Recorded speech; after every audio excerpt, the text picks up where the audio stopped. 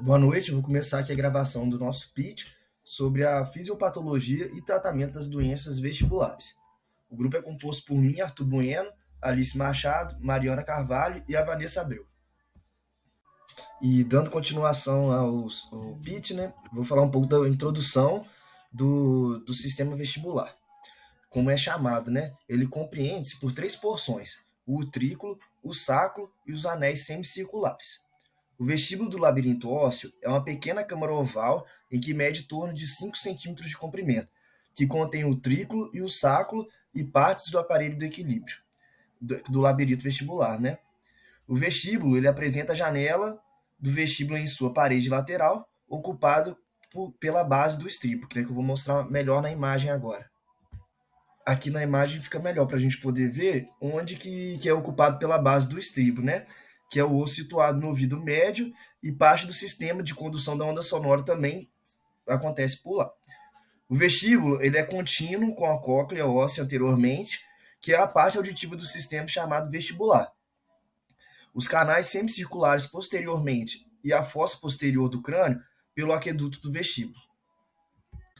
E já nos canais semicirculares, que é basicamente o anterior, posterior e lateral, eles comunicam-se com o vestíbulo do labirinto. Os canais eles situam-se posteriormente ao vestíbulo, no qual eles se abrem e eles estão posicionados formando ângulos retos entre si, ocupando três planos no espaço. Isso fica mais fácil para entender de acordo com a imagem também. Como, por exemplo, aqui, né? Que cada canal semicircular ele forma cerca de 2/3 de um círculo e tem cerca de 1,5 centímetros de diâmetro, exceto a extremidade onde há um alargamento, que, por exemplo, é uma ampola óssea. Dentro dos canais há uma circulação de uma substância líquida chamada de endolinfa, um fluido iônico rico em potássio. E os canais, eles só têm apenas 5 aberturas para o vestíbulo, porque os canais anteriores e posteriores têm um pilar comum a ambos. E são alojados nos canais estão os ductos semicirculares. Eu vou dar continuidade aqui à introdução, né, sobre a vertigem. Podemos definir a vertigem como uma alucinação de movimento, que pode ser rotacional ou translacional. Por isso, o sintoma referido ao paciente sensação de movimento, mesmo em posição estática.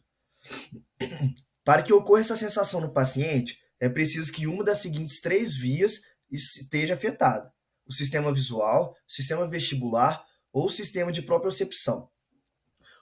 Aquele paciente que procura ajuda com queixa de tonteira corresponde a um em cada 20 que procura assistência médica. Quando nos referimos ao termo específico tonteira, há 4 categorias em que podemos classificar: a pré-sincope, desequilíbrio, que é a vertigem, né? E a tonteira propriamente dita. Entre suas principais causas, deve-se sempre cogitar entre a vertigem posicional paroxística benigna, a doença de Meniere, neurite vestibular e labirintite. E o dilema enfrentado pelos profissionais, principalmente os otorrinolaringologistas, sempre foi que a tonteira seria a propriamente dita vertigem. Bom, vou falar um pouco sobre o tratamento farmacológico. A medicação antivertiginosa, ela desempenha um papel importante na terapia otoneurológica. Ela vai ajudar a controlar os sintomas da vertigem, mas não tratando a doença subjacente. Seu mecanismo de ação não é completamente compreendido, mas ele pode envolver a influência sobre neurotransmissores, como em sistemas como estaminérgico, galaminérgico, adrenérgico, colinérgico e dopaminérgico. Essas substâncias elas podem facilitar o transporte de outras substâncias através da barreira hematocefálica. Podem também aumentar o metabolismo neural e melhorar o fluxo cerebral. As drogas antivertiginosas atuam principalmente em 3 níveis das vias vestibulares: as células ciliadas, a formação reticular e os núcleos vestibulares. Não existe um medicamento específico para tratar a vertigem de cada doença do sistema vestibular. Alguns medicamentos, inclusive, têm múltiplos mecanismos de ação, cuja prevalência pode depender da dose utilizada. O acompanhamento médico também ele é essencial durante o tratamento, que deve ser adequado, né, para controlar a vertigem aguda ou crônica a curto prazo. O uso prolongado desses medicamentos pode afetar a compensação vestibular. O medicamento sintomático ideal ainda não foi encontrado, e o médico deve ajustar a posologia e a duração do tratamento de acordo com as necessidades de cada paciente.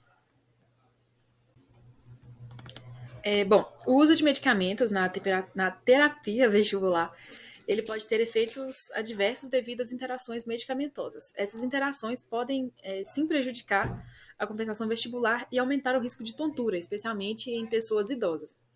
Apesar da eficácia na terapia otoneurológica, integrada na redução das queixas vestibulares, as interações medicamentosas podem impedir a obtenção de resultados positivos no tratamento da tontura. As interações podem também agravar condições como hipertensão e disfunção renal, que podem ser confundidas, inclusive, com sintomas da vestibulopatia. E falando um pouco da atuação do farmacêutico, segundo a OMS, foi estabelecido um conjunto de atitudes, de valores éticos, conhecimentos, funções e responsabilidades do farmacêutico. O objetivo é alcançar resultados terapêuticos definidos para a saúde e qualidade de vida da população, dispensação de medicamentos, como por exemplo, aconselhamento ao paciente, monitoramento de terapias, promoção à adesão, monitoramento de efeitos colaterais, educação e saúde, entre outros. E existe também um consenso brasileiro de atenção farmacêutica, que é de 2002, que é um modelo de prática farmacêutica no contexto de assistência farmacêutica, que inclui atitudes, valores éticos, habilidades, compromissos e corresponsabilidades e integração com a equipe de saúde, interatividade direta do farmacêutico com o usuário, resultados mensuráveis para a melhoria de qualidade de vida e respeito às especificidades biopsicossociais dos indivíduos, perspectiva da integridade das ações de saúde.